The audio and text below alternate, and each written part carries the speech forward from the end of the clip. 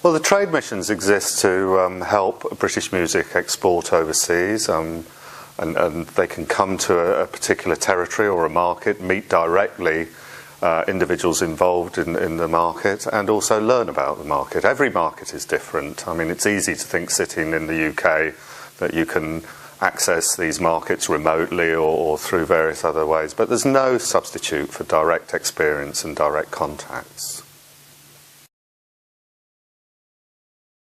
The BPI and the UKTI have been running the trade mission event here in Tokyo for some 8 years now, I believe.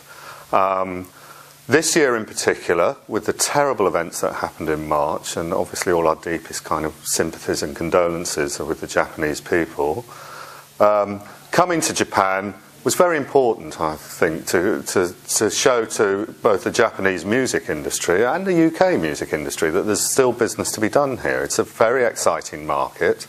It's the largest market outside of the US, and there's everything to go for in the market in terms of UK music. The Japanese, thankfully, have an enormously kind of soft spot, I suppose it might be said, for British music and culture.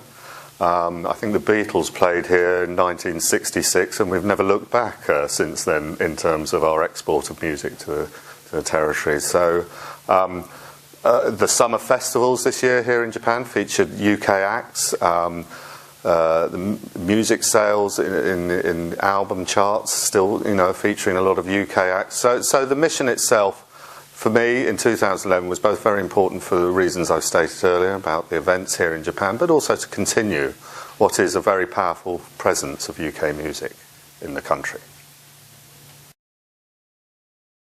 We're very, very lucky in the UK that our music travels the world and has done, obviously since the Beatles, perhaps is the best way to start or to date market.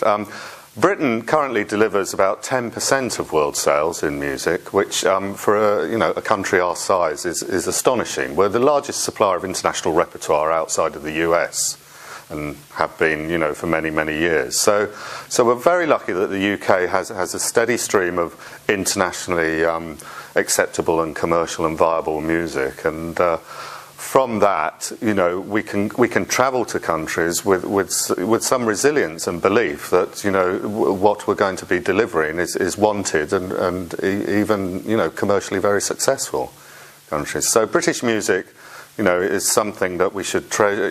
Apart from treasuring it for the music that it is, it's an enormously valuable commercial resource for the country. The creative industries generally is for the UK, but I would suggest music sits at the very top of the tree in terms of, the spearhead of Britain's creative output in terms of international markets.